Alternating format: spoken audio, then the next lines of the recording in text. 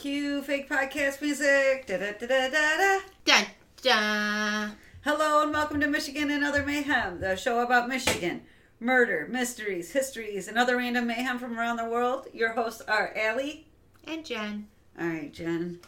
You said you got a little short one. I do. That's what I want to do. I said in the last podcast we did a Yelp review of Hell, Michigan, and I talked about how my cousin Brandy had sent me one and I couldn't find it. Well, I found it and I want to read it to you. Okay, do it. This is a Yelp review of a beef carver. Have you ever been to a beef carver? No, what is it? I haven't been to a beef carver restaurant in like 30 years, no joke. But it's almost like cafeteria restaurant style where you have a tray and the person serves you the foods that you ask for. And it just reminds me of like old country buffet or no, it would be more like colonial stuff. Beef carver is supposed to be like colonial. Okay. A lot of wood is in the restaurant, like a lot of wood. All right. So let me read this to you. This is from LP. It's 5 stars. I did reduce a little bit of it for time because it goes on. But here's Al's review. If you want a classic I'm from Michigan and proud experience, this would be the place for you to visit for a good protein run. I love the beef carver, bro. The sign is a true Michigan classic. I feel in love with this place. Oh, I think he meant to say fell, but he wrote feel. Mm-hmm. I fell in love with this place after the parental units brought me here, after I wouldn't stop yapping about how awesome my 4th grade field trip to Greenfield Village was, and I wanted to be a goddamn colonial. Stepping inside this place was like going back in time to a nicer place where men were men, employees went all out, and beef was drowning in a sea of beef juices, which, by the way, the Christ Lord intended. Hell yeah, I'm writing this review like my grandparents would, because damn it, you'll definitely see a lot of grandparents here. Why? Because they consistently serve good quality foods with great prices and service. I love the colonial decor. It makes me feel like I'm an American revolutionary patriot about to celebrate independence from England and boring fast food. Wow. I know, right? Another thing that brings me back is the food line. It reminds me of waiting in line at the cafeteria during A-lunch at high school, minus the big bone goth couple necking in front of me. Or the obnoxious kid that insists on bogarting all the ranch dressing for himself. Or those silly white boys tossing up gang signs at each other like they were zoo trainers about to discover the secret. The secret of life from the gross of Harambe. Then he wrote, I went to Westland, John Glenn. Oh yeah, this is a... Throw that in at the end. I just want to say this is from the Dearborn beef carver specifically. Okay. Okay, the service is great and the place is clean. Cool atmosphere. Not like Instagram this place ASAP cool, but more like hardworking Americans like myself and Hank Hill from King of the Hill would look around and be like, cool, this place is all right. Food. I love the food, especially the roast beef. It's always juicy. The gravy really isn't as thick as I'm used to, more like a au jus. Is super tasty. That plus the mashed potatoes is always a hit 1-2 combo. And they have salads where you can get toppings put on. The coleslaw's all right. My parents wouldn't let me grab this because they were certain I'd make a mess and fuck up the salad bar because I'm clumsy. Probably right. Yeah. The one thing I've noticed was that the more I come here, the less salty the meat tends to be. Maybe it's because I'm a smoker and the cigs have started to tap out my taste buds. Who knows? Who cares? They have salt and pepper shakers. Easy fix. All that matters is that the service, the price, and the juiciness of the meat. My homeboy, Bobby D, knock up in the hussies and flee. Which is his friend's nickname. Knock up hussies and flee. Says that they have solid pies here. I've never had them, though. We've always gone to Sanders for ice cream puff Sundays after here. He says they're good. Maybe next time I'll try it. Yeah, man. Sign of the beef carver. Solid place to have a good family dinner. Probably wouldn't recommend it for a first date, but a solid place to bring a pal that you have in the friend zone. Or a parent's birthday. And it's in Dearborn? Yes. Well, there's more than one beef carver here in Michigan. Sign of the Beef Carver is what the full name is.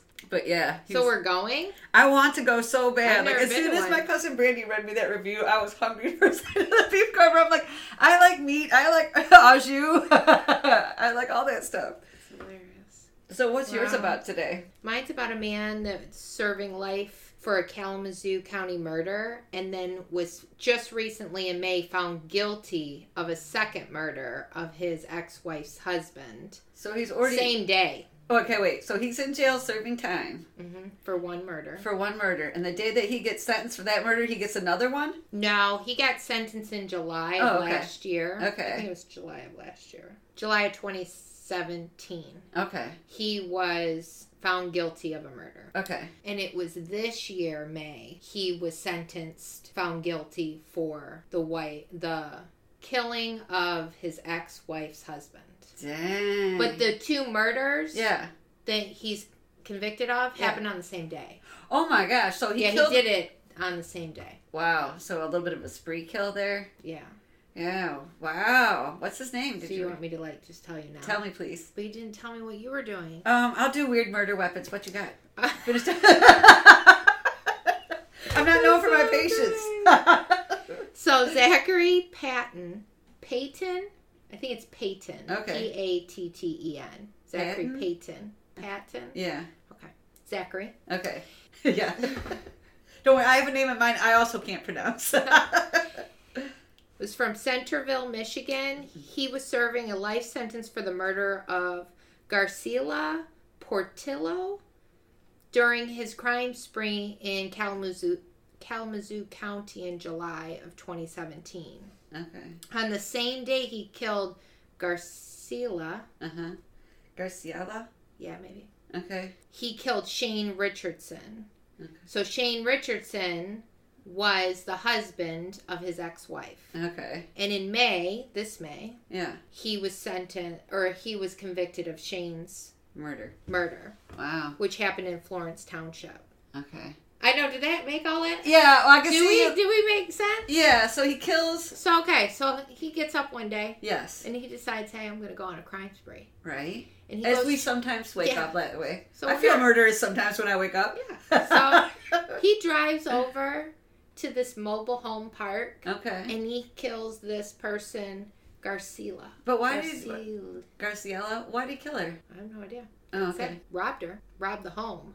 Okay. But it didn't say. Why do you have to ask me these kind of questions? I don't fucking know why I do that. I have no idea. Okay. That's all I know. Then he was high from killing Garciela, and he's like, I'm going to go take care of Shane. I think that he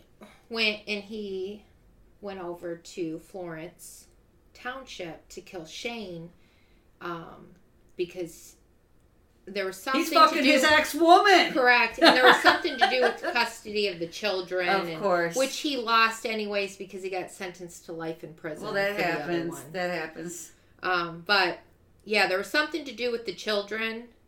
Custody of the children. Okay. And then he killed that guy. Oh, my gosh.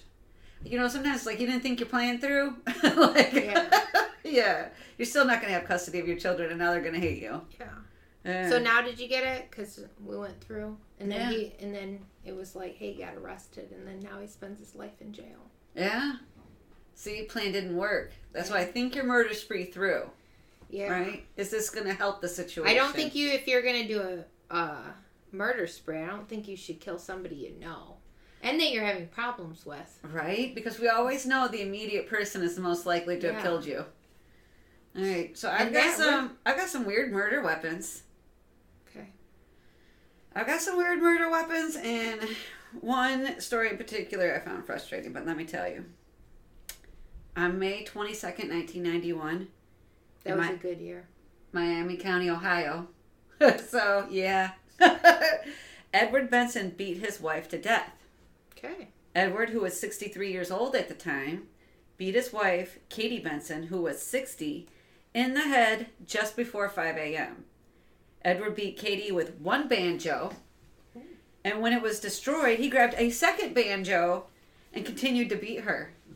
And I wrote, he played in a bluegrass band, if you're wondering how he had multiple banjos. I was about to ask that. Who has that? Yeah, who has more than one banjo, even if you're, Yeah, even if you have one. Exactly. At 5:01, Edward Benson then calls 911 to receive help from the paramedics for his wife. He then called an attorney. Edward's attorney arrived on scene and advised him not to answer investigators' questions, and Edward followed the advice. So Katie dies on the way to the hospital due to massive head trauma. In November of 1991, Edward was found not competent to stand trial. This decision was based on reports from 3 psychologists and testimony from 2 of their 7 adult children. So Edward and Katie had 7 adult children. 2 of them say that their dad's not competent to stand trial. They said he does understand the charges against him, but he's not capable of helping his attorneys in preparing a defense. They were supposing that he would become competent in the year. So, like, we think within a year he'll be ready to work with us on his case. So Edward was charged with aggravated murder. So here's the part that just irritated the shit out of me. I could not find if he was convicted.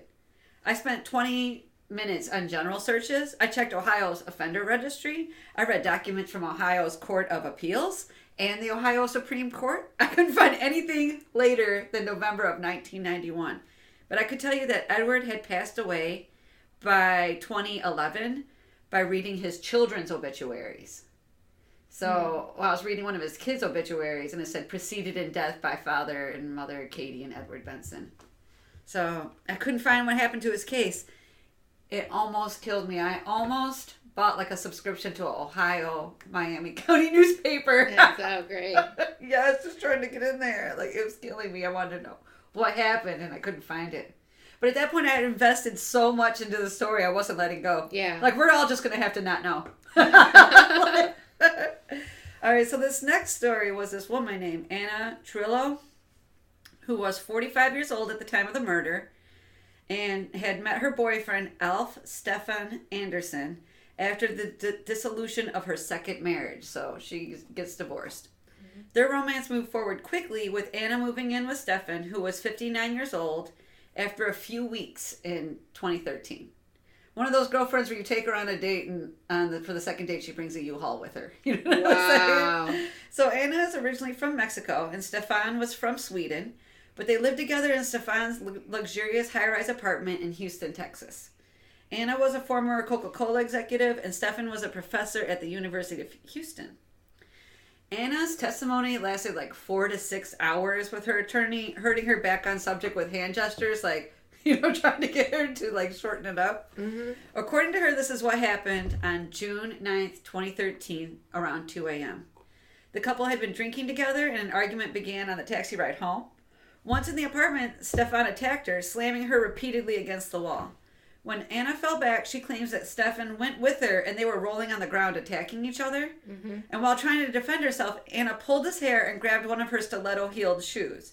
She said she swung up at him repeatedly with the shoe to get him off of her, and she claims it was self-defense that he died. So, prosecutors claim that Anna was known for physically attacking other people while angry. They had several witnesses on the stand that gave testimony to a violent history. Stefan had a history of issues with alcohol, but he was known for being mild-mannered, right? He wasn't a crazy drunk. He's more likely to go to sleep.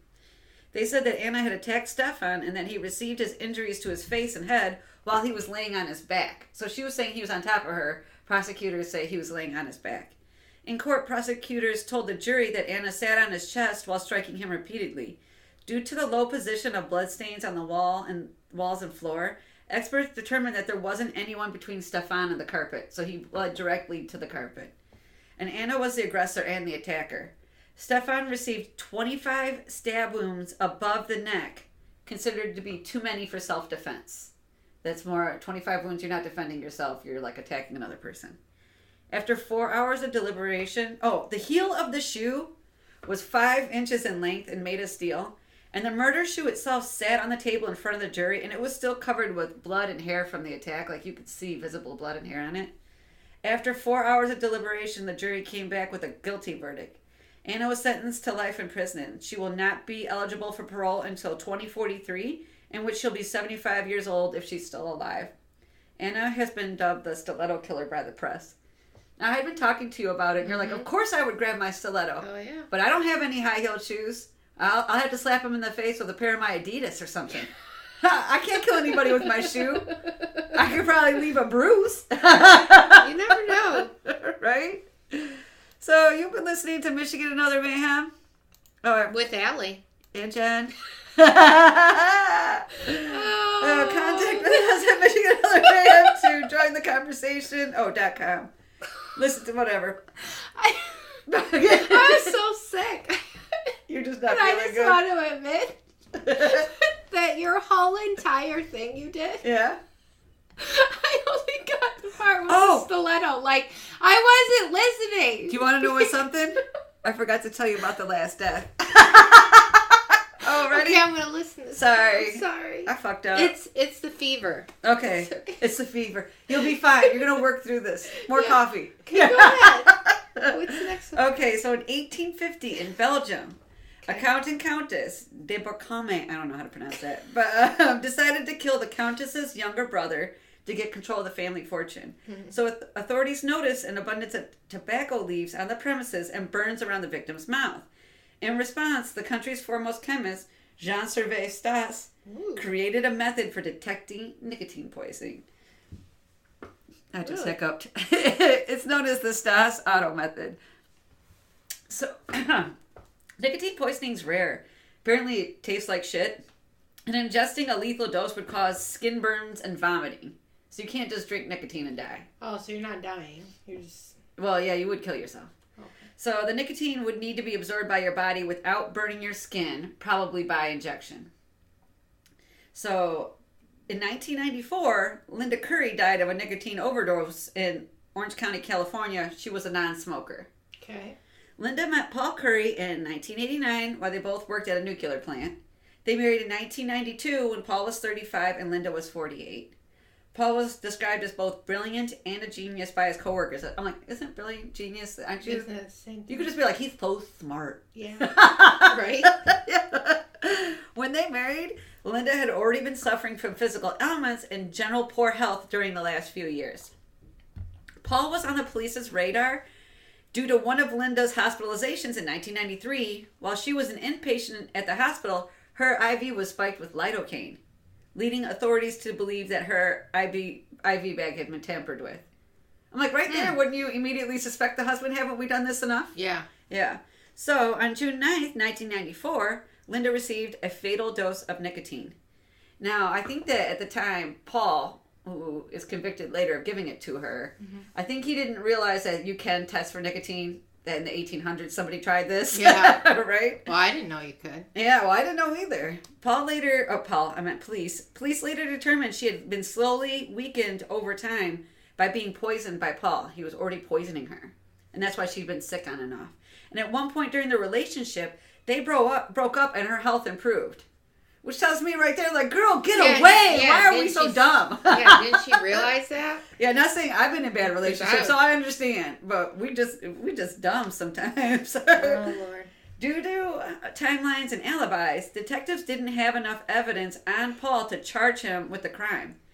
Paul told reporters that he wasn't even convinced that Linda had died from nicotine poisoning. He thought, Then he pointed out that Linda had multiple health issues and that she had other previous incorrect diagnoses. So he's like, I don't even think she died of nicotine. There's been other wrong diagnoses. She's been sick for a long time. Well, because he's been poisoning her, that's why she's been sick. Yeah. The day after Linda's death, Paul did exhibit suspicious behavior, such as calling life insurance companies the next day. Hello. Yeah, to collect around $550,000. Paul is the one who insisted that the couple get life insurance plans in the first place. Paul claimed that if there was nicotine in Linda's system, it was because she probably had a holistic nicotine enema to help with her health. I immediately looked it up. It is real. However, no one could find records of her obtaining this procedure. So it is a real procedure, but nobody has any records of Linda getting it. Okay. In 2007, California authorities began looking into the case again. By 2010, Paul Curry was arrested 16 years after Linda's death. Advancements in science had allowed authorities to shorten the timeline for Linda's demise. It was now determined that Linda was given a high dose of sedative about 20 to 30 minutes before a syringe was placed behind her ear, injecting her with the fatal dose of nicotine. Paul Curry was found guilty by jury trial, and he received a sentence of life in prison. Wow. Yeah, so not as smart as he thought he was, Paul. I had this conversation a few weeks back. Yeah. With one of my friends about life insurance and how he should have life insurance. Yeah. I'm like sitting there thinking like, God, I hope nothing happens to him. And I know. told somebody I talked to. Right? You're like, Jen said I should have life insurance, and then suddenly, boom, suspicious death, Jen. I know, right? I was just trying to help him out. Right? All right, for real this time, you've been listening to Michigan Another Mayhem with Allie. And Jen. Connect with us at MichiganAnotherMayhem.com to join the conversation, listen to the podcast, access show notes, find site links, or correct us when necessary. Rate, subscribe to our podcast on iTunes, Google Play, Anchor, and YouTube. Bye-bye now.